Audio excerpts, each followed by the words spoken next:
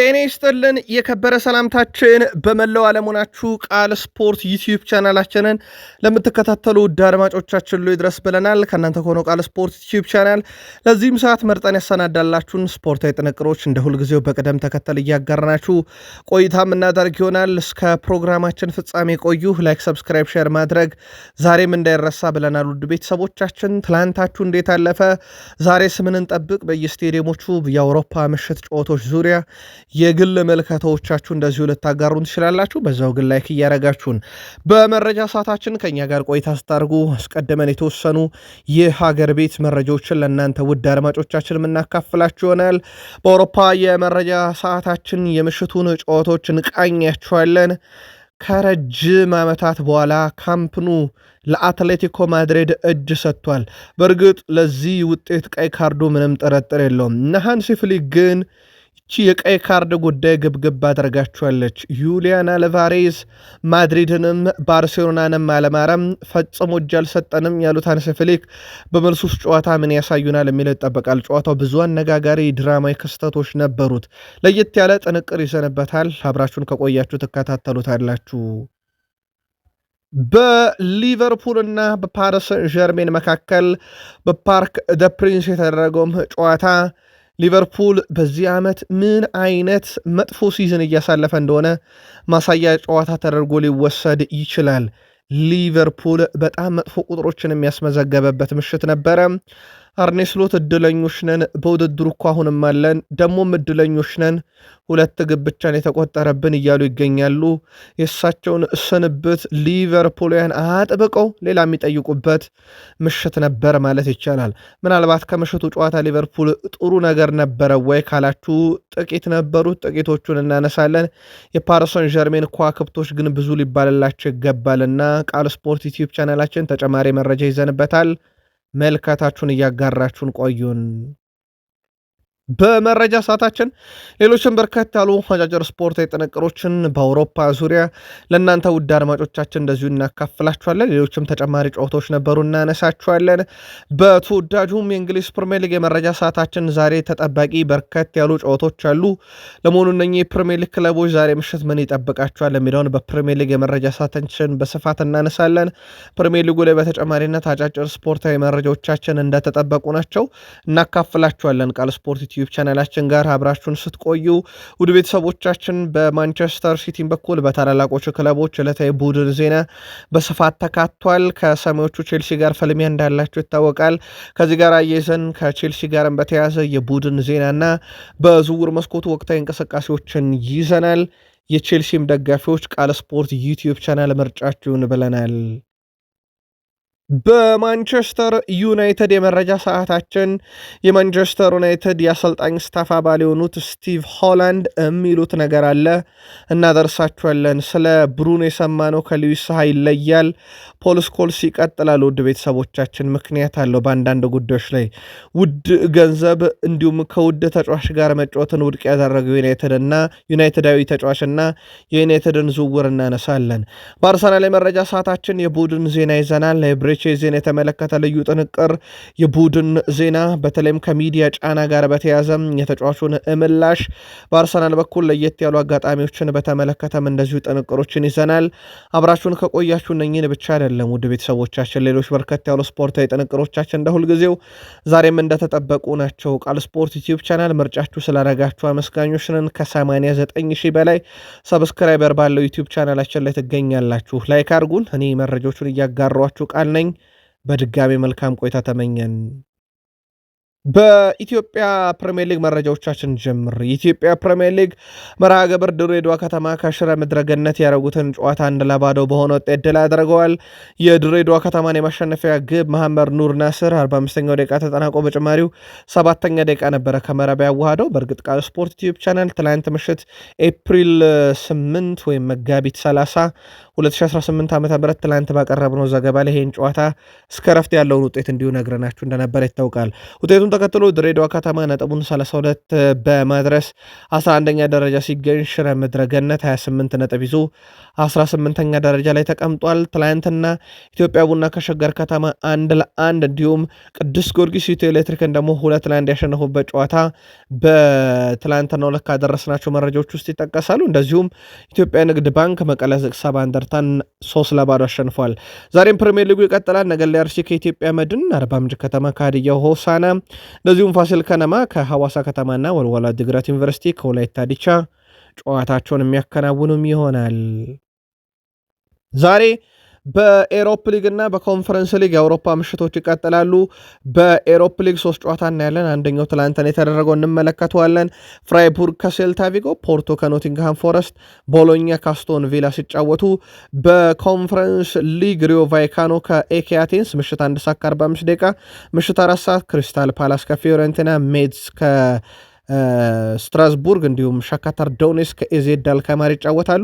የተወዳጁ የእንግሊዝ ፕሪሚየር ሊግ ተሳታፊ ክለቦችን ጥንቅቅ ያለ መረጃ በቃል ስፖርት ዩቲዩብ ቻናል ስለተያዘ እስከ ፕሮግራማችን ፍጻሜ ስለነኚህ ጨዋታዎች ቅድመ ግምታችሁን ወይም ምልከታችሁን እያጋራችሁን በድጋሚ ከቃል ስፖርት ዩቲዩብ ቻናል ጋር መልካም ቆይታ ብለናል። ውድ ቤተሰቦቻችን ከምሽቱ ጨዋታ የካምፕኑ ባርሴሎና ከአትሌቲኮ ማድሪድ ካረጉትን ጀምር። ጨዋታውን አትሌቲኮ ማድሪድ 2-0 በሆነ ውጤት ድል አድርጓል። የጨዋታው ቅያሬና የጨዋታው መቀየሪያ 44ኛው ደቂቃ ላይ ፓው ኩባርሲ በቀጥታ ቀይ ካርድ ከባርሴሎና በኩል ከሜዳ ወጣ። የመጨረሻ ሰው ላይ ጥፋት ሰርቶ ነው። ይቺ የሰራት ጥፋት ቅጣት ምትም ቀይ ካርድም ነበረች። በኋላም ላይ ያቺን ቅጣት ምት ዩሊያን አልቫሬስ ፍጹም አስደናቂ በሆነ መንገድ ከምዕራብ አዋሃዳል። ከረፍት በኋላ አሌክሳንደር ሶሎሮስ 70ኛው ደቂቃ ላይ ሌላ ግብ አክሎ አትሌቲኮ ማድሪድ ባርሴሎናን ሜዳው ድረስ ሄዶ 2-0 በሆነ ውጤት ድል አድርጎታል። ምናልባት ጨዋታውንም በቁጥር ገልጸን ማየት ካለብን ውድ ቤተሰቦቻችን 2-0 አትሌቲኮ ማድሪድ አሸነፈ። ግብ የማስቆጠር ንጻሪ አትሌቲኮ ማድሪድ 0.45 ነበር። 2 ግብ አግኝቷል ማለት ይቻላል። ባርሴሎና ግብ የማስቆጠር ንጻሪ 1.21 አምክኗል። አንድ ኳስ ባርሴሎና 18 ሞከረ፣ አትሌቲኮ ማድሪድ 5፣ ባርሴሎና 7 ኢላማውን የጠበቀ አትሌቲኮ ማድሪድ 3፣ ባርሴሎና 58 በመቶ የኳስ ቁጥጥር፣ አትሌቲኮ ማድሪድ 42 በመቶ። በጎዶሎ ተጫዋች የተጫወተው ባርሴሎና ሙሉ ለሙሉ ሁሉ ነገር ላይ ብልጫ ነበረው ከግቦቹ በስተቀር። እነኚህ ሁለት ክለቦች ባርሴሎና እና አትሌቲኮ ማድሪድ ወደ ቤተሰቦቻችን በ10 ቀን ሊገናኙ አስቀድመው ከያዙት ቀጠሮ ሁለቱን ጨዋታ አጠናቀዋል። በ10 ቀን 3 ጨዋታ ነበረባቸው። በኤፕሪል 4 ባርሴሎና 2-1 አሸነፈ። በኤፕሪል 8 ትላንትና ደግሞ አትሌቲኮ ማድሪድ 2-0 አሸነፈ። ኤፕሪል 14 ከጥቂት ቀናት በኋላ ሌላ ጨዋታ በካምፕ ኑ አላቸው። የመልሱ ጨዋታ ማለት ነው። የዛሬ ሳምንት ይደረጋል። አንዳንድ ጊዜ ተሸንፈዋል። እንግዲህ ቀጣዩ ጨዋታ የሞት ሽረት ትግል ነው። ያሸነፈ በድምር ውጤት በአውሮፓ ሻምፒዮንስ ሊግ ግማሽ ፍጻሜ ያልፋልና ሌላ ትልቅ ጨዋታ ቀጣይ ሳምንት እንመለከታለን። ከ10 ቀኑ የእርስ በርስ ግንኙነት ግን አንዱን ባርሴሎና አንዱን አትሌቲኮ ማድሪድ ያሸነፈበት ሆኗል። ዩሊያን አልቫሬዝን እናንሳው። ፍጹም የተለየ አስደናቂ ተጫዋች ትላንትና ተመለከትን። ከብቃቱ አንጻር የቀጣይ ክረምት የዝውውር አጀንዳ ቢሆን ብዙም የማያስገርም ተጫዋች መሆኑን አየን። 6-1 ግንኙነት አሸነፈ። 4 ኳሶችን በትክክል ድሪብል አደረገ። 2 ኳሶችን ተቃራኒ ሰጥነካ 2 ሞከረ። 2ቱም ኢላማውን የጠበቀ ነው። 1 ጎል አስቆጠረበት። 1 ትልቅ የግብ ዕድል ፈጠረ። 2 ታክሎችን በስኬት ፈጽሟል። ዩሊያን አልቫሬዝ 14 የግብ አስተዋጽኦ በአውሮፓ ሻምፒዮንስ ሊግ አለው። በዚህ ዓመት በኬሊያን ምባፔ ብቻ ይበለጣል። በጣም ድንቅ ሲዝን እያሳለፈ መሆኑንም በዚህ ረገድ ማየት እንችላለን። ዩሊያን አልቫሬዝ የትላንትናው የጨዋታው ኮከብ ሆኗል። በጣም ምርጥ ቅጣት የምታስቆጠረ ከሜዳ ውጪ ጨዋታውን እንዲያሸንፍ አደረገ ቡድኑን። የጨዋታው ኮከብ በተባለ ዩሊያን አልቫሬዝ በዚህ ውድድር ዓመት ሁለቱም የስፔን ኃያላን ክለቦች ላይ የቅጣት ምት ግብ አስቆጥሮባቸዋል። ሪያል ማድሪድም ላይ ባርሴሎናም ላይ። ከጨዋታው መጠናቀቅ በኋላ የኩባርሲ ቀይ ካርድ ይገባዋል፣ የመጨረሻ ተጫዋች ስለነበረ ጉሌልሞ ይገባዋልም ሲል ተደምጧል። አትሌቲኮ ማድሪድ ከ2006 በኋላ ለመጀመሪያ ጊዜ ካምፕኑ ላይ ድል አድርጓል። ዲየጎ ሲሞኔ የመጀመሪያው አሰልጣኝ ሆኗል። ከ2006 በኋላ በካምፕ ኑ ድል ያደረጉና የአትሌቲኮ ማድሪድን ጥንካሬ ላሰበ ሰው ይሄ ሁላ ዓመት እውነት ካምፕ ኑ ላይ አላሸነፏቸውም ወይ ብለው ጥያቄ ሊያነሱ ይችላሉ። አትሌቲኮ ማድሪድ ካምፕ ኑ ላይ ባርሴሎናን ከ2006 በኋላ ለመጀመሪያ ጊዜ ነው ትናንትና ድል ያደረገው። ውድ ቤተሰቦቻችንና ይሄ ድሉን ውድ የሚያደረገው አንድም በአውሮፓ ሻምፒዮንስ ሊግ ምሽት የተገኘ ከሜዳ ውጭ የተገኘ ሆኖ ሳለ በዛ ሜዳ ላይ የተገኘ መሆኑ ነው። ትናንትና የአትሌቲኮ ማድሪድ ባስ ጥቃት ደርሶበታል። ይህንን ነገር በተመለከተ ያው ምንም ሊሻሻል የቻለ ነገር የለም፣ የተለመደ ነው፣ እኛ ለምደነዋል፣ ባሳችን ሁሌ ነው ባርሴሎና ሲመጣ የሚሰበረው ብሏል ዲዬጎ ሲሞኔ። ከዛ ውጭ ግን የአትሌቲኮ ማድሪድ ደጋፊዎች ትላንትናም ከስቴዲየም ውጭ የዘረኝነት ጥቃታቸውን ላሚን ያማል ላይ እንደዚሁ ያጠናክረው የቀጠሉበትም ነበረ። በጣም አሳፋሪ ድርጊት ብለውታል በርካቶች ሃንሲ ፍሊክን ጨምሮ። የባርሴሎና አሰልጣኝ ሃንሲ ፍሊክ ቡድናቸው ጨዋታውን የመቀልበስ ጥሩ ድል አለው ሲሉ ተደምጠዋል። ፈጽሞ ተስፋን ቆርጥም ያሉት አሰልጣኝ ሃንሲ ፍሊክ ጨዋታውን የመቀልበስ ድሉ አለን ሲሉ ተደምጠዋል። አክሎም በራሳችን እናምናለን፣ ምክንያቱም በሁለተኛ አጋማሽ በአንድ ተጫዋች አንሰን እንዴት ፍጹም አስደናቂ እንደነበር እናሳይተናል ብለዋል። ይሄ ምንም ጥያቄ የለውም። ሁሉ ነገር የበላይ ነበረ ባርሴሎና በነገራችን ላይ እና ምናልባት የቁጥር ብልጫው ባይፈጠር ኖሮ ይሄኛው ጠንካራው ባርሴሎና ምን ሊያሳየን ይችላል ተብሎ እስኪጠበቅ ድረስ በጣም ድንቅ ነበረ። አክሎም በራሳችን እናምናለን ሲሉ ተደምጠዋል። አትሌቲኮ ማድሪድ የፊት መስመር በጥሩ ተጫዋቾች የተዋቀረ ነው። እውነታው እነሱን ማስቆም ቀላል አይደለም፣ ነገር ግን የማሸነፍ ድል ነበረን። የተጫዋች ቁጥር ማነስ ዋጋ አስከፍሎናል ሲሉ ተደምጠዋል። በኮባርሲ ቀይ ካርድ ላይ እርግጠኛ አይደለውም ሲሉም እንደዚሁ ተደምጠዋል። ሃንሲ ፍሊክ ለእኛ ግልጽ ፍጹም ቅጣት ምትና ለአትሌቲኮ ማድሪድ ቀይ ካርድ ማየት የነበረባቸው አጋጣሚዎች ወይም ሜዳ ላይ መመልከት የነበረብን አጋጣሚዎች ናቸው። ቫር መኖሩ ጥቅሙን ልረዱ አልቻልኩም ብለዋል ሃንሲ ፍሊክ። የአትሌቲኮ ማድሪድ በረኛ ለተከላካዩ ኳስ አቀበለው፣ ጨዋታውን መቀጠል ሲገባው ተከላካዩ ግን ኳስ በእጁ አቁሞ አስጀመረ። ይህን ቫር ማየት ነበረበት። እናም ተጫዋቹ ቢጫ ካርድ ማየት ነበረበት። በቢጫ ካርዱ ምክንያት ቀይ ካርድ፣ ለእኛ ደግሞ በጨዋታው ላይ ፍጹም ቅጣት ምት ማግኘት ነበረብን፣ ያ ሳይሆን ቀርቷል ብለዋል። ይህንን ጉዳይ በተመለከተም ጄራርድ ማርቲን ግብ ጠባቂው ኳሱን ለጨዋታ ነበር ያስጀመረው፣ ተጫዋቹ ግን በእጁ ነክቶ እንደ አዲስ አቆሞ ጀምሯል። ለዚህ ቫር የሰጠው ውሳኔ ዝምታ መሆኑ በብዙ ያናደዳል ብለዋል። ሮናልድ አራሆ በበኩሉ ቀጣይ ጨዋታ ጠብቁን፣ ውጤት እንቀለብሳለን ብለዋል። ይህንን ነገር እናደርገዋለንም እያለም ይገኛል ከባርሴሎና በኩል። ላሚን ያማል እንዳልኳችሁ ትላንትና ሃይማኖቱ ላይ ያነጣጠረ ጥቃት በአትሌቲኮ ማድሪድ ደጋፊዎች ከጨዋታ በፊት በስቴዲየሙ ዙሪያ ሲደርስበት ነበር። ከግብፅና ከስፔን ጨዋታ ጋር በተያያዘ የተነሳው የዘረኝነት ጥቃት አሁንም እንዳልበረደ ይታወቃል። የፊፋ እንግዲህ ምርመራ ተጀምሯል የስፔን ብሔራዊ ቡድንና ፌዴሬሽን ላይ ከዘረኝነት ጥቃቱ ጋር በተያያዘ። አትሌቲኮ ማድሪድ ደጋፊዎች ግን አሁንም ላሚን ያማል ሊተዉት አልቻሉም። ቀጣይ ደግሞ በሜትሮፖሊታኑ ሲደርስ ከዚህ በላይ ዘረኝነት ጥቃት እንዳደርሱበት በርካቶች ሰግተዋልና እግር ኳሱ በብዙ መንገድ በማይመለከታቸው ጉዳዮች ላይ እየገባ ይገኛል። እግር ኳስ ሰላማዊ፣ እግር ኳስ ከሌሎች ነገሮች ሁሉ ገለልተኛ ነው ቢባልም ማለት ነው። ለማንኛውም ላሚን ያማል በምሽቱ ጨዋታ በሁሉም ቀጥሎ በምነግራችሁ ነገር ቀዳሚ ነበረ።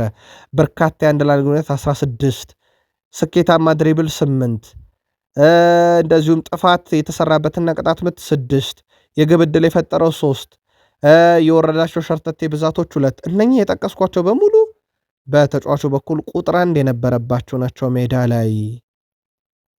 ባርሴሎና ተከላካዮች ግን ውድ ቤተሰቦቻችን በሩብ ፍጻሜ የሚያዩዋቸው ቀይ ካርዶች ቡድኑን ዋጋ ያስከፍላሉ። ለአብነት ያክል ሮናልድ አራሆ በሩብ ፍጻሜ መርሃ ግብር 2024 ከፓሪሰን ዠርሜን ጋር በነበረ ጨዋታ በቀይ ካርድ ወጥቶ ቡድኑ ዋጋ አስከፈለ።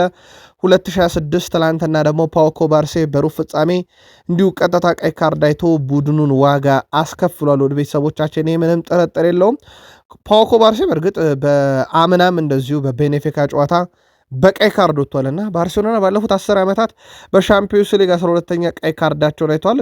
በዚህም ብዙ ቀይ ካርድ የተመለከቱ ቡድን ያደርጋቸዋልና ባርሴሎናን ትላንትና ቀይ ካርድ ዋጋ ሲያስከፍለው ይህ የመጀመሪያው አይደለም። ምናልባት ለባርሴሎናም ለአትሌቲኮ ማድሪድ ደጋፊዎች ቀጣይ ሳምንት ግን ምን እንጠብቅ? ቃል ስፖርት ዩቲዩብ ቻናል የሀሳብ መስጫ ሳጥናችን ላይ ጻፉልን። ሊቨርፑል ትላንትና ውድ ቤተሰቦቻችን እንግዳም ሆኖ ብዙም ተቸግሮ 90 ደቂቃ አላልቅ ያለው ክለብ ሆኖ ተጠናቋል ጨዋታው። ያምናው የፕሪሚየር ሊጉ ሻምፒዮን ሊቨርፑል በአውሮፓ ሻምፒዮንስ ሊግ ከእንግሊዝ ክለቦች ሁሉ ልቆ የደመቀው ሊቨርፑል ፓርክ ደ ፕሪንስ ላይ ተንኮታክቷል ማለት ይቻላል። እናም በርካቶች ለሊቨርፑል አርኔ ስሎት አይሆንም ያሉበት ሌላ ምሽት ነበረ። በፓርክ ደ ፕሪንስ ውድ የቃል ስፖርት ዩቲዩብ ቻናል ቤተሰቦቻችን ዲዘር ዱ 11ኛው ደቂቃ ላይ ከቫቻ ክቫራትስኬሊያ 65ኛው ደቂቃ ላይ በሁለት የተለያዩ አጋማሾች ያስቆጠሯቸው ግብ ነው ፓሪሰን ዠርሜንን በጣም ወሳኝ የተባለ ድል በገዛ ሜዳው እንዲያስመዘግብና ለአንፊልዱ ጨዋታ ስንቅ ይዞ እንዲመጣ ያስቻለው። የምሽቱን ጨዋታ የተከታተላችሁት ግን በዩቲዩብ ገጻችን መልከታችሁን ጻፉልን። በጨዋታው ዙሪያ የኦፕታን ቁጥራዊ መረጃ ወስደን እንመለከተው። ምናልባት እንዴት ያለ ምሽት ሊቨርፑል አሳለፈ የሚለውን ፓሪሰን ዠርሜን 2-0 አሸነፈ። ግብ የማስቆጠር ንጻሬ ፓሪሰን ዠርሜን 2.2 ነበር። በቂ ግብ አግኝቷል ማለት ይቻላል። ሊቨርፑል 0.18 ነው። ኦልሞስት ምንም ግብ አላስቆጠረም። ከዚህ ግብ የማስቆጠር ንጻሬም ግብ ይገኝበታል ተብሎ ስለማይታሰብ 18 ሙከራ ፓሪሰን ዠርሜን፣ ሊቨርፑል 3 ብቻ። ፓሪሰን ዠርሜን ከ18ቱ 6ቱ ኢላማውን ሲጠብቅ ከሊቨርፑል ከ3ቱ ሙከራ 3ቱም ኢላማቸውን አልጠበቁም። የኳስ ብልጫ 74 በመቶ ፓሪሰን ዠርሜን፣ 26 በመቶ ብቻ ሊቨርፑል። እናም ሊቨርፑሎች ጨዋታው አልቆ ወደ እንግሊዝ እስኪመለሱ ጭንቅ ያላቸው ምሽት ነበረ ማለት ይቻላል። የዳኛውን ፊሽካም የሊቨርፑል ተጫዋቾች ያክል በምሽቱ ጨዋታ የጠበቃል ለማለት ይቸግራል። ፓሪሰን ዠርሜን ከአምና ጀምሮ ሲቲ፣ አስቶን ቪላ፣ ቶትንሃም፣ አርሰናል፣ ቼልሲ ትላንትና በድጋሚ ሊቨርፑልን ረቷልና ከአምና ጀምሮ የእንግሊዝ ክለቦች ላይም ጡንቻው ጠንከር ያለ ክለብ ሆነዋል። ፓሪሰን ዠርሜን እድለኞች ነን እያሉ ነው አርኔ ስሎት። እድለኞች ነን ያሉበትን ምክንያት ለሊቨርፑልያን እንንገራችሁ። የሊቨርፑል አሰልጣኝ አርኔ ስሎት ውጤቱ ከዚህም የከፋ ሊሆን ይችል እንደነበር ጠቅሰው ከጨዋታውም በኋላ እድለኞች ነን ብለዋል። 2-0 ብቻ መሸነፋችን ነው እድለኛ ያደርገናል ያሉት አሰልጣኙ በጨዋታው ምንም ነገር አላደረግንም ሲሉ አክለውም ነገር ግን ወደ አንፊልድ መሄድ አለብን፣ የአንፊልድ ጨዋታ ከዚህ የተለየ ይሆናል ሲሉ ተደምጠዋል። በጣም እድለኞች ነን ምክንያቱም አሁንም ቢሆን በውድድሩ አለን። በጣም እድለኞች ነን ምክንያቱም 2-0 ብቻ ነው የተሸነፍነው ብለዋል። ውድ የቃል ስፖርት ዩቲዩብ ቻናል ቤተሰቦቻችን እችን እድለኝነት ባለፈውም በኤፍኤ ካፕ በሲቲ ከበድ ያለ ድል ሲመዘገብባቸው እድለኞች ነን ከዚህ በላይ ግብ ስላልተቆጠረብን ብለዋል።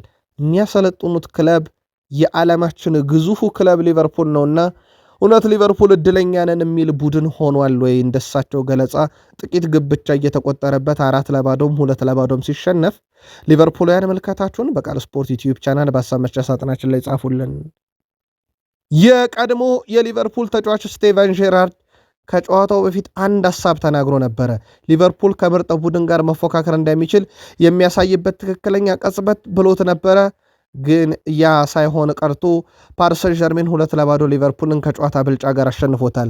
93 ደቂቃ በፈጀው ጨዋታ ሊቨርፑል እንደሚላመውን የጠበቀ ሙከራ አላደረገም።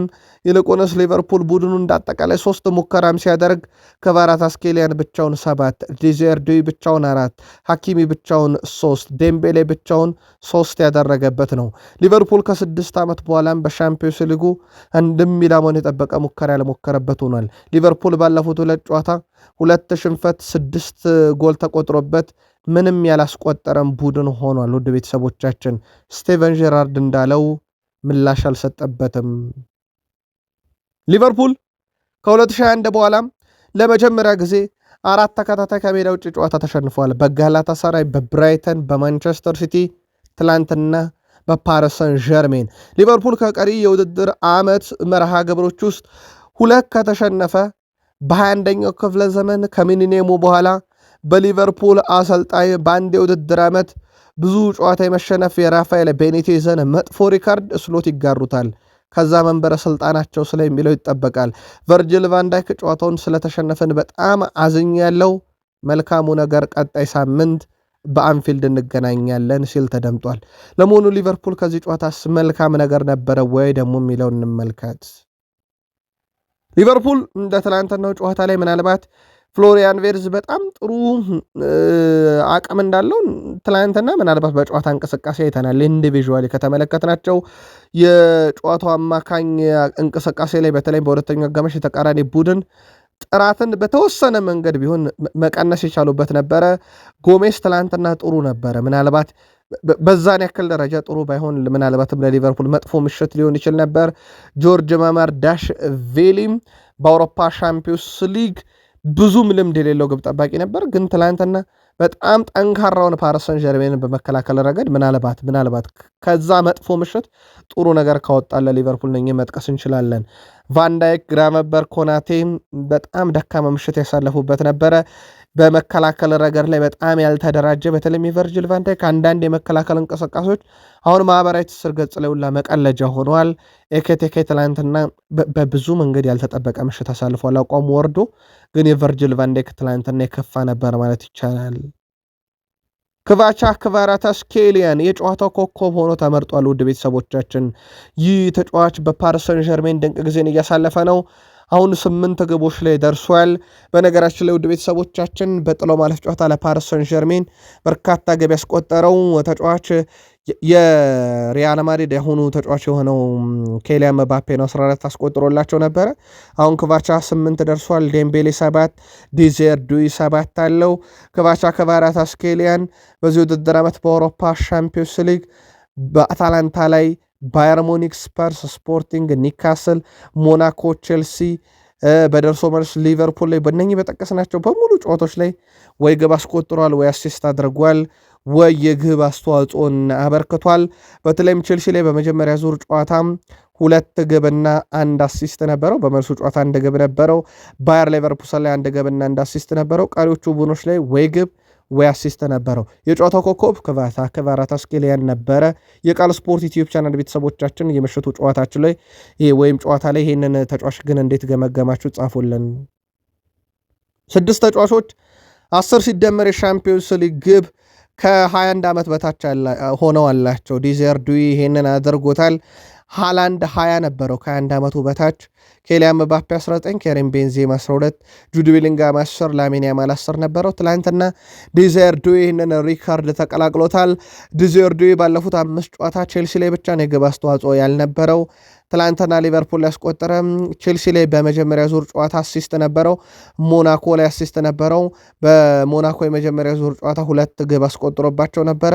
ባለፉት 5 ጨዋታ ውድ ቤተሰቦቻችን ተጫዋቹ 5 የግብ አስተዋጽኦም እንደዚሁ የነበረው ነበርና በጣም ድንቅ ጊዜን እያሳለፈ ነው ወጣቱ ተጫዋች። በቀጣይም በአንፊልድ ሮድ ስቴዲየም ከሚጠበቁ ተጫዋቾች አንደኛው ነው። ዲዜር ዱይ 20 ዓመቱ ከ309 ቀን ላይ 10 ሲደመር ግብ ላይ ደረሰበት ሆኗል። ውድ ቤተሰቦቻችን ቪታኒያ ኳስን ማቀበል ልከኝነቱ እጅ ባፍ የሚያስጭን ነው። ትላንትናም ቪታኒያ 95.7 በመቶ ኳስን በትክክል ለቡድን አጋሮቹ አቀብሏል። 132 ኳስ ነው በነገራችን ላይ ያቀበለው በጨዋታው ላይ። ውድ ቤተሰቦቻችን ቪታኒያ 147 ኳስ ነክቷል፣ ቀዳሚ ነው። ውድ ቤተሰቦቻችን 138ቱን ለማቀበል ሞክሮ 132ቱ ስኬታማ ነበረ። 95.7 በመቶ ያቀበለው ኳስ ለቡድን አጋሮቹ በትክክል የደረሰው። የቪታኒያ ኳስ የማቀበል ንጻሬ ግን እጅ ባፍ የሚያስጭን ነበር ማለት ይቻላል።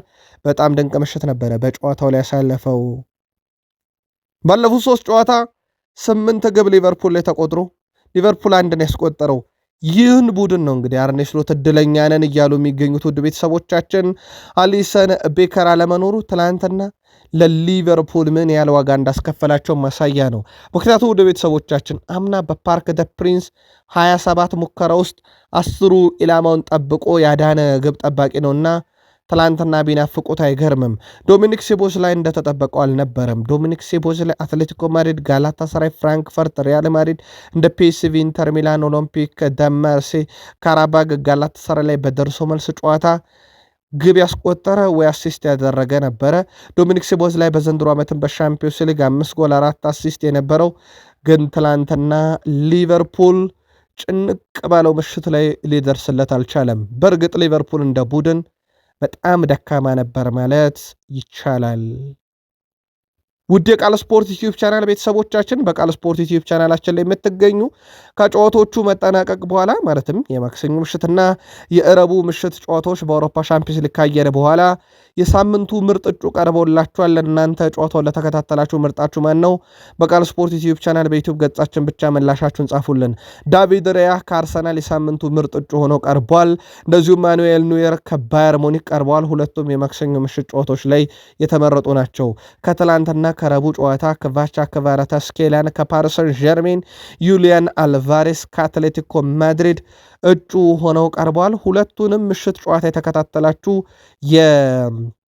የማክሰኞ ምሽት አርሰናል ስፖርቲንግ ሊዝበንን ያሸነፈበት እንደዚሁም ባየር ሙኒክ ሊቨርፑል ሪያል ማድሪድን ካሸነፈበት ጨዋታ አንጻር እንደዚሁም ፓሪስ ሰን ዠርሜን ሊቨርፑልን አትሌቲኮ ማድሪድ ባርሴሎናን ካሸነፉበት ጨዋታ አንጻር ምርጦቹ ማን ናቸው? መርጣችሁ አንዱን ተጫዋች ላኩልን። ትላንትና ውድ ቤተሰቦቻችን በኤሮፕ ሊግም አንድ መርሃ ግብር ነበረ። ይህ መርሃ ግብር ደግሞ ስፖርቲንግ ብራጋን ከሪያል ቤቲስ ያገናኘ ጨዋታ ነበረ። ስፖርቲንግ ብራጋ በጨዋታው ላይ ፍጹም የበላይ ነበሩ፣ ግን ከአንድ ለአንድ የዘለለ ውጤት አልተመዘገበበትም። በጨዋታው ላይ ግሪልስቲች 5ኛው ደቂቃ ላይ ብራጋን መሪ ቢያደርግም ጉቾ በፍጹም ቅጣት ምት 61ኛው ደቂቃ ላይ ሪያል ቤቲስን አቻ አድርጎ ነው ጨዋታው አንድ ለአንድ የተጠናቀቀው። ወደ ቤተሰቦቻችን በጨዋታው ላይ ማርክ ባርታ በሪያል ቤቲስ በኩል 7ኛው ደቂቃ ላይ ቫር ሻረበት፣ 24ኛው ደቂቃ ላይ ብረት መለሰበት እንጂ በርከት ያሉ ግቦችን ሊያገኙ ይችሉ ነበር ሪያል ቤቲሶች። የመልሱ ጨዋታ በሪያል ቤቲስ ስቴዲየም ይደረጋልና ውጤት ለመቀልበስ በሚያስችል ሜዳ ላይ እንግዲህ ጨዋታቸውን ያደርጋሉ። ዛሬ ቀሪ ጨዋታዎች ይደረጋሉ። መግቢያችን ላይ ጠቁመናቸዋል። የፕሪሚየር ሊጎቹን ክለቦች በተመለከተ ተጨማሪ ጥንቅር ስለያዘን ምርጫችሁ ቃል ስፖርት ዩቲዩብ ቻናል ሆኖ ቆዩን ብለናል። በጨዋታ ጥቆማ ላይ ስላለ ሌሎች ውጤቶችን እንጠቁማችሁ። ትናንትና በሳውዲ ፕሮሊግ ውድ ቤተሰቦቻችን የ28ኛ ሳምንት መርሃ ግብሮች ተካሂደው ነበረ። አልሂላል ከአልኮሉድ ጋር ያደረጉትን ጨዋታ አልሂላል 6-0 አሸንፏል። ከሪም ቤንዚማ ከረፍት በፊት ነው ሃትሪክ የሰራ። ውድ ቤተሰቦቻችን አልሃሩይ 7ኛው ደቂቃ ላይ ግብ አስቆጥሮ አልሂላል መምራት ጀመረ። ከዛ በኋላ ቤንዚማ 8ኛው 31ኛው 45ኛው ደቂቃ ተጠናቆ በጭማሪ 5ኛው ደቂቃ ላይ ግብ አስቆጥሮ ሃትሪክ ሰራ። ከረፍት ሲመለሱ አልዳውስሪ 55ኛው ሌናርዶ 76ኛው ደቂቃ ባስቆጠሩት ግብ ነው አልሂላል 6-0 በሆነ ውጤት ድል ያደረገው። ሌላም መርሃ ግብር ነበረ። አልኢትሃድ እንደዚሁ ተሸንፏል። ትናንትና 4-3 በሆነ ውጤት ባዳጊው ኒዮም ነው የተሸነፈው። ውጤቶቹን ተከትሎ ውድ ቤተሰቦቻችን አልናስር በ70 ነጥብ ይመራል። ቅዳሜ ነው ጨዋታ ያለው፣ አንድ ተስተካካዩ ማለት ነው። አልሂላል 68 ነጥብ ላይ ደርሶ አንድ ተጨማሪ ጨዋታን ማድረጉን ተከትሎ በ2 ነጥብ ዝቅ ብሎ ሁለተኛ፣ አልአህሊ በ66 ነጥብ ሶስተኛ ነው። አልናስር እንዳልኳችሁ ቅዳሜ ሲጫወት ነጥቡን ማሻሻል ይችላል። አጫጭር ስፖርታዊ መረጃዎችን ከተወዳጁ የእንግሊዝ ፕሪሚየር ሊግ መረጃ አስቀድመን ለእናንተ ውድ አድማጮቻችን እናደርሳችሁ። የአትሌቲኮ ማድሪዱ ፕሬዚዳንት ሶሬዞ በጣም ግልጽ በሆነ መንገድ የምነግራችሁ በሶስት ቃላት ማብራራላችሁ፣ አልቫሬዝ ከኛ ጋር ኮንትራት አለው ብለዋል። ትላንትና በእርግጥ ጋዜጠኛው ለጠየቃቸው ጥያቄ እንዲህ ብቻ አይደለም ብለው የመለሱለት። ዩሊያን አልቫሬዝ በአትሌቲኮ ማድሪድ ይቆያል ሲባል አንተስ በቀጣይ ምድር ላይ በሕይወት ስለመቆየት እርግጠኛ ሆነ መናገር ትችላለህ ወይ ብለው ነገርየው በጣም የተረጋገጠ አለመሆኑንም ግን በዛው የተናገሩበት ነው። ዩሊያን አልቫሬዝ የትላንትና ምሽት እንቅስቃሴው በራሱ በርካቶችን እንዲመኙት ያደረገ ነው። አንዱም በራሱ በባርሴሎና ትላንት በተፋለመው፣ ሁለትም በእንግሊዙ ኃያል ክለብ አርሰናል እንደሚፈለግ ይታወቃል። ማድሪድ ደረስን። በአውሮፓ ሻምፒዮንስ ሊግ ያልተሳኩ ኳሶችን ወይም ፈርስተቻቸው በጣም ፑር ከሆኑ ተጫዋቾች በዚህ ሲዝን የቪኒሺየስ ጁኒየርን ያክል አልተመለከትንም። ብራዚላዊ ጥበበኛ 32 የመጀመሪያ ንክኪዎቹ በጣም ደካማና የተበላሹ ነበሩ። ያም በጣም አደጋ ሊፈጥርባቸው የሚችላቸውን አጋጣሚዎች እንዳይፈጥር አድርጎታል። ሁለተኛው የሊቨርፑሉ ሁጎ ኤኬቲኬ፣ ሶስተኛው ባሪስ አልፐር ያልሜዝ፣ አራተኛው ፍሎሪያን ባሎጎን፣ አምስተኛው ማንጋሃ ኩሉች ሆነዋል። ሁስኮርድ ነው መረጃውን ይዞት የወጣው። እናም የቪኒሺየስ ጁኒየር በጣም ደካማ የመጀመሪያ ኳስ ንክኪ በአውሮፓ ሻምፒዮንስ ሊግ ላይ በስፋት የተመለከትንበት ነበረ። በቀጣይ እንግዲህ በአሊያንዝ አሬና ውጤት የመቀልበስ ግዴታ አለበት ይህ ቡድንና እዛስ ላይ ምን ያሳየናል ቪኒሺየስ ጁኒየር? ምናልባትም እንዲህ አይነት ነገር ሲገጥማቸው ድሮ ሪያል ማድሪዶች ሮናልዶ የሆነ ነገር እንደሚያደርግላቸው ያውቁ ነበር። አሁንስ ማን ነው ተረኛው የሚለው ቀጣይ ሳምንት ይጠበቃል። ከዚሁ ጋር በተያዘ በሪያል ማድሪድ መልበሻ ክፍል ውስጥም ሪያል ማድሪድ ውጤቱን መቀልበስ ይችላል የሚል እምነቶች አሉ ተብሏል። ለአብነት ያክል ፍሬድሪኮ ቫልቬርዴ ሁኔታውን መቀየር እንችላለን የሚል እምነት አለኝ ሲል፣ ቪኒሲየስ ጁኒየር እኛ አሁንም በውድድር ውስጥ ነን ይህንንም ማመን አለብን ብሏል። አርኖልድ ማንኛውም ነገር ሊፈጠር ይችላል፣ ይህ በአውሮፓ ሻምፒዮንስ ሊግ ውስጥ ያለው ሪያል ማድሪድ ነው፣ የአውሮፓ ሻምፒዮንስ ሊጉ ሪያል ማድሪድ ሁሉንም ነገር ማድረግ ይችላል የሚል ምላሽን ሰጥቷል። በእርግጥ በርካቶች በዚህ ነገር ይስማማሉና ጨዋታው አልቋል ለማለት የጎል መጥበቡ ብቻ ሳይሆን ያው እንደሚታወቀው በሁለቱ ክለቦች መካከል ያለችው የአንድ ግብ ልዩነት ናት፣ ጠባብ ናት። በየትኛውም አጋጣሚ ሊቀለበስ ይችላል። ከዛ በላይ ግን የአውሮፓ ሻምፒዮንስ ሊጉ ሪያል ማድሪድ ውጤት መቀልበስ ላይና በመድረኩ ያለው ልምድ እንደ ጥንካሬ ያነሱለታልና ጨዋታው ቀጣይ አላለቀም ማለት ከሪያል ማድሪድም አንጻር ነው፣ ከግቧ ትንሽ መሆን በተጨማሪም። ውድ ቤተሰቦቻችን ተፋላሚያቸውን ባየር ሙኒክንም የተመለከተ የተወሰነ አጭር መረጃ እናክል። 2014 ላይ ማኑኤል ኖየር የባየር ሙኒክ ቁጥር 1 ግብ ጠባቂ ሆኖ ቪንሰንት ኮምፓኒ የማንቸስተር ሲቲ ቁጥር 1 ተከላካይ ሆነው ተፋለመዋል፣ ተጫውተዋል። አንዱ ግብ ለማስቆጠር የማዕዘን ምት ሲሻማ፣ አንዱ ደግሞ ግቡ እንዳይቆጠር ሲከላከል ነበረ።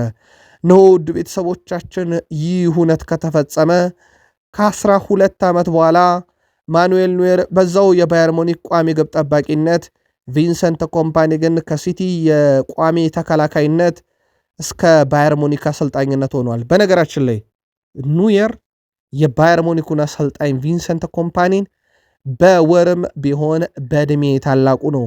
ሁለቱ ዘንድሮ ባየር ሙኒክን ዳግም የአውሮፓ ሻምፒዮንስ ሊግ ዋንጫን ከረጅም ጊዜ በኋላ ያነሳ ዘንድ አንዱ አሰልጣኝ አንዱ ተጫዋች ሆነው አሉ። አሁንም በጣም ድንቅ ጊዜን ግን ቪንሰንት ኮምፓኒ በቡድኑ እያሳለፈም ይገኛል። ፈረንሳይ ደረሰን። ኦሎምፒክ ማርሴዎች አዲሱ አርማችንን ተዋውቁት፣ ከዚህ በኋላ በአዲሱ ነው የምታውቁን ብለዋል። ውድ ቤተሰቦቻችን በነጭ መደብ የነበረው የኦሎምፒክ ደ ማርሴ አርማ ወይም ምልክት ባለፉት ጥቂት ዓመታት ውስጥ የምናውቀውና በማርሴ በኩል ታዋቂ የነበረው ነው። ያ ግን መቅረቱ ተረጋግጦ ይልቁንስ በሰማይ መደብ የምትመለከቱት ቀጣዩ የማርሴ አርማ ሆኖ ይቀጥላል። ስለዚህ ማርሴ የሚታወቀው በሰማያዊ መደብ የተመለከታችሁት ይሆናል ማለት ነው። ሌላው እዛው ፍራንስ ላይ ቆይተን ልናክለው የወደድነው መረጃ የኦሎምፒክ ሊዮን ነገር ነው። ኦሎምፒክ ሊዮን ማለት እስከ ፌብራሪ 15 ማለትም ወደ ቤተሰቦቻችን የፈረንጆች 2026 ገብቶ የመጀመሪያው ጃንዋሪ ወር ተጠናቆ ሁለተኛ ወር አጋማሽ ድረስ የነበረ ጨዋታ ከዲሴምበር 11 ጀምሮ አልተሸነፈም። 13ቱንም ረምረሟቸዋል ተቀናቃኞቹን። ከፌብራሪ 16 በኋላ አንድ ጨዋታ ድል የለውም። 4 ጨዋታ ተሸንፎ 5 ጨዋታቸው ወጥቷል። ኦሎምፒክ ሊዮን የአውሮፓን መድረክ የሚያለን ቡድን ሳይሆን አሁን ላለመውረዱላ ለመጫወት ጥቂት ብቻ ነጥቦች የቀሩት ቡድን ሆናልና በጣም አስከፊ ጊዜን እያሳለፈ ይገኛል። ውድ የቃል ስፖርት ዩቲዩብ ቻናል ቤተሰቦቻችን ከእናንተ ከሆነ ቃል ስፖርት ዩቲዩብ ቻናል የሰዓቱ የተመራረጡ ስፖርታዊ ጥንቅሮችን በቅደም ተከተል እያደረስናችሁ እንገኛለን። ከተወዳጁ የእንግሊዝ ፕሪሚየር ሊግ ብቻ ወዳገኘናቸው የዕለቱ ጥንቅር እንሻገር። ከፕሪሚየር ሊግ የመረጃ ሰዓታችን ጋር ስትቆዩ ላይክ፣ ሰብስክራይብ፣ ሼር አድርጉን። በተለይም ላይክ ያላረጋችሁ ላይክ እያረጋችሁ አበረታቱን። ትላንትና እንዴት ነበር ምሽታችሁ? ዛሬ ስምህን ጠበቅ ብለን ጀምረናል። ዛሬ በርከት ያሉ ጨዋታዎች ከእንግሊዝ ተወካዮችም ስላሉ ነው ምን እንጠብቅ ያልናችሁ። አንድ በአንድ ጨዋታዎቹን እናነሳችኋለን። ቃል ስፖርት ዩቲዩብ ቻናላችን ጋር በድጋሚ መልካም ቆይታ ተመኘን። ከኮንፈረንስ ሊግን ጀምር። ፓላስ ከፊዮረንቲና ሜዳው ሰለረስት ፓርክ ስቴዲየም፣ አልቢትሩ ዶናታስ ራሙሻስ ይባላሉ። ክሪስታል ፓላስ ከፊዮረንቲና 17 ድል 16 አቻ 14 ሽንፈት የዚህ ዓመት የፓላስ ውጤት ነው። በፊዮረንቲና በኩል 15 ድል 11 አቻ 18 ሽንፈት ገጥሟቸዋል። ፓላስ በመጨረሻ 5 ጨዋታ 1 ሽንፈት ገጥሞታል። 2 አቻ ወጥቶ 2 ተሸንፏል። በፊዮረንቲና በኩል ከመጨረሻ 5 ጨዋታ 1 አቻ ብቻ ያላቸው፣ ቀሪዎቹን 4 ጨዋታ በድል ተወጥቷል። ሁለቱ ክለቦች ለመጀመሪያ ጊዜ በነጥብ ጨዋታ ይፋለማሉ። ዛሬ ኤፕሪል 9 ከተፋለሙ በኋላ በሴለረስት ፓርክ ስቴዲየም ወደ ጣሊያን ቀጣይ ሳምንት ያቀናሉ። ይህን ጨዋታ ምን እንጠብቅ? በቃል ስፖርት ዩቲዩብ ቻናል በዚህ ጨዋታ ዙሪያ የፓላስም ደጋፊዎች እንዲሁ መልከታችሁ ልታርሱ ትችላላችሁ። ጨዋታው ምሽት 4 ሰዓት ሲል በሴለረስት ፓርክ ስቴዲየም ይደረጋል። ዶናታስ ራሙሻስ የዛሬውን ጨዋታ በዋና ዳኝነት የሚመሩት ይሆናል። ፖርቶ ከኖቲንግሃም ፎረስት ሌላኛው የፕሪሚየር ሊጉ ተወካይ ክለብ በኤሮፕ ሊግ የሚያሳልፈው ምሽት ነው። ምሽት 4 ሰዓት ሲል ጨዋታው ይጀምራል። ፖርቶ በዚህ ዓመት 34 ድል 6 አቻ 4 ሽንፈት ብቻ የገጠመው ጠንካራ የአውሮፓ ክለብ ነው። በኖቲንጋም ፎረስት በኩል 14 ድል 11 አቻ 20 ሽንፈት ገጥሟቸዋል። ኤስታዲዮ ዶ ድራጎ የመጫወቻ ሜዳው ሲሆን ማርኮ ጉዲያ ደግሞ የጨዋታው አልቢተር ናቸው። በፖርቶ በኩል ከመጨረሻ 5 ጨዋታ 4 ድል 1 ምንም ሽንፈት የለም። በኖቲንግሃም ፎረስት በኩል ከመጨረሻ 5 ጨዋታ 2 ድል 2 አቻ 1 ሽንፈት። ሁለቱ ክለቦች ውድ ቤተሰቦቻችን 2 ጊዜ ተገናኝተዋል። አንዴ ፖርቶ ድል ሲያደርግ፣ አንዴ ደግሞ ኖቲንግሃም ፎረስት ድል አድርጓል። አቻ የሚባል ነገር የለም ማለት ነው። የዛሬው ጨዋታ እንዳልኳችሁ ምሽት 4 ሰዓት በኢስታዲዮ ዲ ድራጎ ማርኮ ጉዲያ በማልሜዳ ዳኝነት በሚመሩ ጨዋታ ማን ጨዋታውን በበላይ ሊወጣ ይችላል? መልከታችሁን እንዲሁ ልታጋሩን ትችላላችሁ። ሌላኛው በኤሮፕ ሊግ ተሳታፊው የፕሪሚየር ሊግ ተወካይ ክለብ አስቶን ቪላም ከሜዳ ውጪ ወደ ጣሊያን አቅንቶ ቦሎኛን የሚፋለም ይሆናል።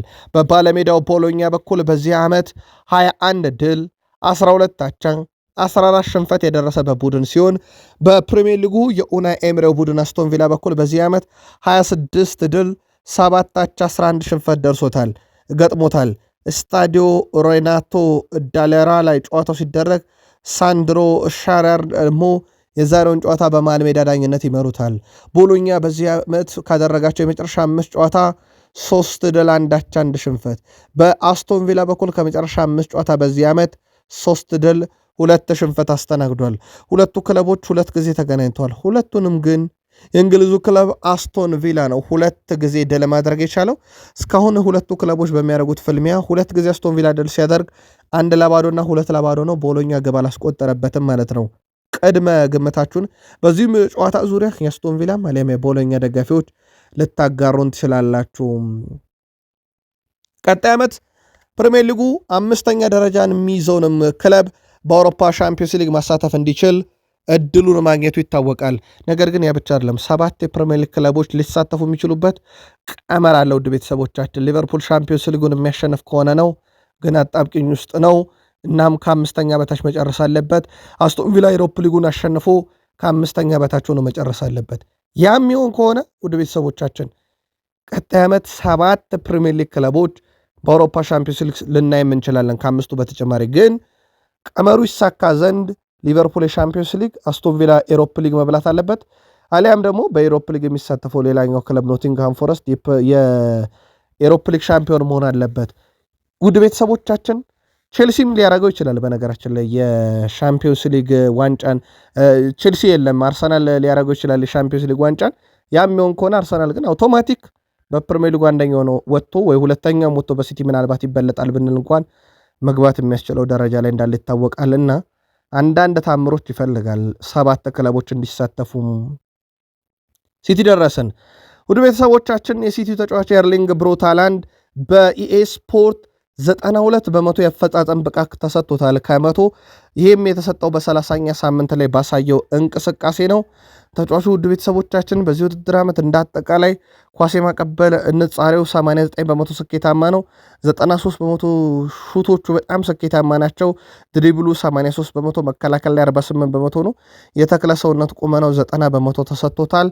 በጣም ድንቅ የውድድር ዓመት እያሳለፈ ነው። ይሄ ብዙ ጥያቄ የሚያስነሳ አይደለም። ግን 2026ቱ ሃላንድ በጣም ደክሞ ነበረ። ምናልባት ሃላንድ ባለፈው ሳምንት ሊቨርፑል ላይ ሃትሪክ ሰርቶ ጥሩ መነቃቃት ውስጥ ይገኛል። በዚህም ሳምንት ከቼልሲ ጋር በስታንፎርድ ብሪጅ በሚደረገው ጨዋታ በትልቁ ይጠበቃል።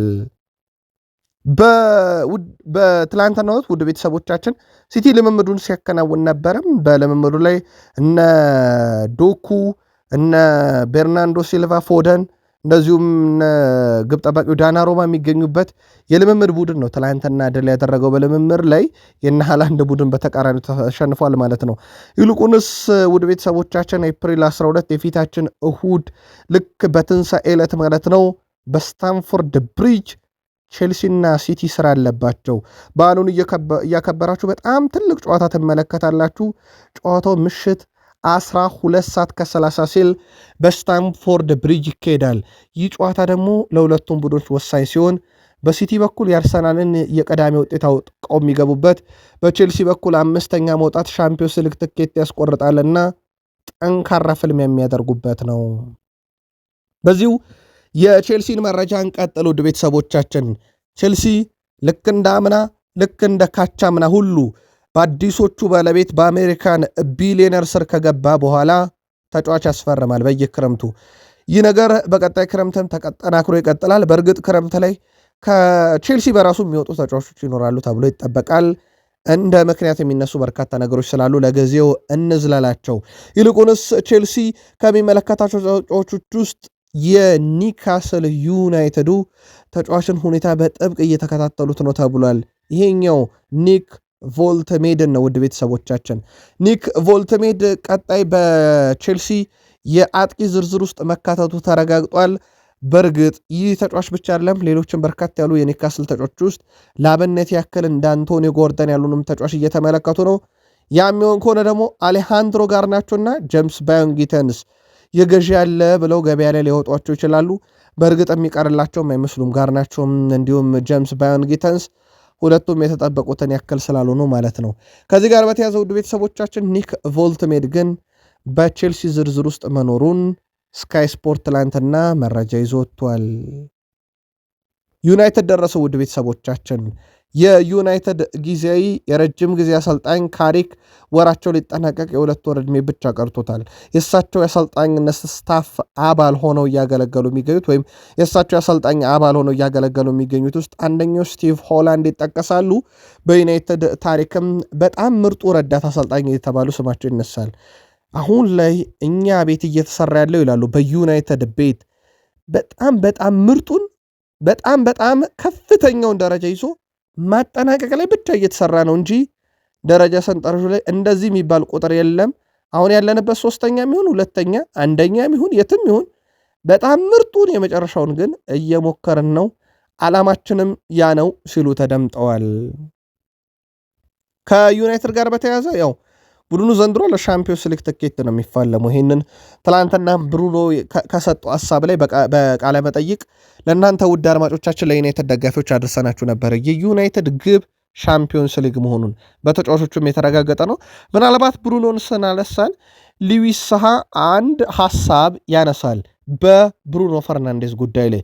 ትላንትና ቴድ ሼሪንግሃም እሱን ሸጦም ቢሆን ፓልመርን ማስፈረም ነው ብሎ መናገሩ በርከት ያሉ ዩናይትዳውያን ሲቃወሙት ነበረ። ብሩኖ ጡረታ እስኪወጣ ለምን በዩናይትድ አይቀጥልም በሚል ሀሳብ ማለት ነው። ከወዲህ ደግሞ ሉዊስ ሳሃ ብሩኖ ፈርናንዴዝ ማለት በፕሪሚየር ሊጉ የምንጊዜ ምርጡ ተጫዋች ግን ዋንጫ የሌለው ሊባል ይችላል፣ ግን ያለ ዋንጫ እንኳን የፕሪሚየር ሊጉ ምርጥ ተጫዋች ነው ብሎታል። ይህንን ሀሳብ ስንቶቻችሁ ትጋሩታላችሁ? በዩናይትድ በኩል የቃል ስፖርት ዩቲዩብ ቻናል የዩናይትድ ደጋፊዎች ምልከታችሁን ላኩልን። ከወዲህ ደግሞ ፖል ስኮልስ ተጫዋቾቹን ይሸጡ እገሌ የሚሸጥ እያለ ዝርዝር እያወጣ ነው። ፓትሪክ ዶርጉን ይሸጥ ያለበትን ምክንያት ከነ ማብራሪያውን ያቀረበው። ምናልባት ይህን ማብራሪያ ለዩናይትድ ደጋፊዎች በቃል ስፖርት ዩቲዩብ ቻናላችን ላይ ለምትገኙ እናቅርበውና የእናንተን የግል ሀሳብ የእናንተን የግል መልከታ ልታጋሩን ትችላላችሁ። ተጫዋቹን ያመጣ ነው ይላል ፖል ስኮልስ፣ ያመጣ ነው የክንፍ ተከላካይ አድርገን ነው፣ ነገር ግን በዛ ቦታ ላይ አልተጫወተም። በዛ ቦታ ላይ ካልተጫወተ ምን ጠቀመ መሸጥ ነው እንጂ ይላል። እናም ተጫዋቹ በትክክለኛው ቦታው ላይ መገኘት ያልቻለ ወይም በዛ ቦታ ላይ ግልጋሎት መስጠት ካልቻለ ለዩናይትድ ምን ይረበዋል?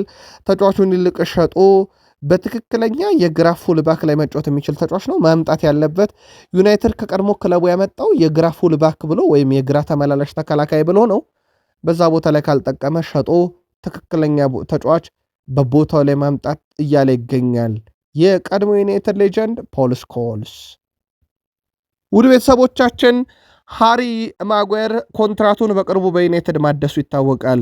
ነገር ግን ከሊዮኔል አንድሬስ ሜሲው ኢንተር ማያሚ የመጨረሻ ሰዓታት ትልቅ ደሞዝም ቀርቦለት ነበረ። ሃሪ ማጓየር ውድቅ ያደረገው ትልቅ ደሞዝ ከዓለማችን ውዱ ተጫዋችና ከዓለማችን ውስጥ በቁጥር አንድነትም በጊምሶች ደግሞ በቁጥር ሁለትነትም በሚጠቀሰው ሊዮኔል አንድሬስ ሜሲ አጠገብ የመጫወትንም እድል አልጠቀምም ብሎ ነው። ውድ ቤተሰቦቻችን ዩናይትድ አምና ወይም ይሄ ባለፈው ክረምት ላይ ተጫዋቹን ወደ ቡድኑ ሲያመጣ አንዱ ዩናይትድ ብራንዱን የተጠቀመው ያለ አውሮፓ የትኛውም ትኬት ነበር። እነ ብሪያን ቤሞን፣ ሼሽኮን፣ እነ ኩኛን ያመጣው። አሁን ደግሞ እንዲህ አይነት ኮከቦቹንም መጠበቅ ችሏልና የዩናይትድ ብራንድ ተጫዋች ለመጠበቅም ተጠቅመውበታል ማለት ይቻላል። ማንቸስተር ዩናይትዶች ቀጣይ ክረምት ላይ ዝውውሮችን እንደሚፈጽሙ ይታወቃል። አንዳንድ ዝውውሮች ግን ውድ የቃል ስፖርት ዩቲዩብ ቻናል የዩናይትድ ደጋፊዎች በገንዘብ ብቻ ሳይሆን ተጫዋቾችንም ያካተተ ሊሆን ይችላል ይላል የሚረር ስፖርት ዘገባ። ማንቸስተር ዩናይትድ ጆሽኳ ዜርኪዝን ወደ አታላንታ ለመሸጥ እንደ ተጫዋቹ ምትክነት ደግሞ ኤደርሰንን ለማስፈረም ፍላጎት አላቸው ተብሏል። ኮዲ ደግሞ እንደ ኤደርሰን ያለ ተጫዋች ከአትሌቲኮ ማድሪድ ጋር በግል ጉዳይ ከስምነት ደርሷል። በእርግጥ ዝውውሩ አልተጠናቀቀም። ማንቸስተር ዩናይትዶች ታዲያ ጆሽኳ ዜርኪዚ ወደ ጣሊያን ሲመለስ ወደ አታላንታ ሄዶ የኤደርሰን የዝውውር አካል እንዲሆንላቸው ይፈልጋሉ ተብሏል። ውድ የቃል ስፖርት ዩቲዩብ ቻናል የማንቸስተር ዩናይትድ ደጋፊዎች ይህ ብቻ አይደለም፣ ሌሎችም ጉዳዮች ላይ ዩናይትድ በተለይም በዝውውር መስኮቱ ላይ እንዲህ አይነት ነገሮችን ሊፈጽም ይችላል። ከዛ በዘለለ ደግሞ በውሰት ያሉ ተጫዋቾችን ያሉበት የውሰት ክለብ ቋሚ እንዲያደርግላቸው ይፈልጋል። ቢቻል አሁን ለዩናይትዶች አንገብጋቢው ጉዳይ በዚህ ረገድ ከጠቀስን የኦናና ነው። ለማንኛውም ኤደርሰን በዩናይትድ የአማካይ ዝርዝሩ ስሙ እንዳለ ግን ይታወቃል። በሚኬል አርቴታ የሚሰለጥነው አርሰናል የ2025/26 የወራ መጋቢት የወሩ ምርጥ ተጫዋቻቸውን ይፋ አድርገዋል። በዚህ መሰረት ብሬቼ ኢዜ ሆኖ መመረጡ ይፋ ተደርጓል። ኤብሬቺ ኤዜ የአርሰናል የወሩ ምርጥ ተጫዋች ተብሏል። ውድ ቤተሰቦቻችን በዚህ ውድድር ዘመን የአርሰናል የወሩ ምርጥ ተጫዋችን ሽልማት በመጀመሪያው ነሐሴ ወር ላይ ካላፊዮሪ፣ መስከረም ላይ ማርቲኔሊ፣ ጥቅምት ማጋሌሽ፣ ህዳር ኤብሬቺ ኤዜ፣ ታህሳስን ለትሮሳርድ፣ ጥርን ለዮከሬሽ፣ የካቲትን ለፔሮ ሄንካፔ ከሰጡ በኋላ ከህዳር በኋላ ከ3 ተከታታይ ወራት እጦት በኋላ ኤብሬቺ ኤዜ በመጋቢት ላይ የአርሰናል የወሩ ምርጥ ተጫዋች ተብሎ ተመርጧል። በእርግጥ በወሩ በአውሮፓ ሻምፒዮንስ ሊግ በባየር ሌቨርኩሰን ላይ የነበረው ተጋድሎና ብቃት በቀላሉ የሚረሳ አይደለም።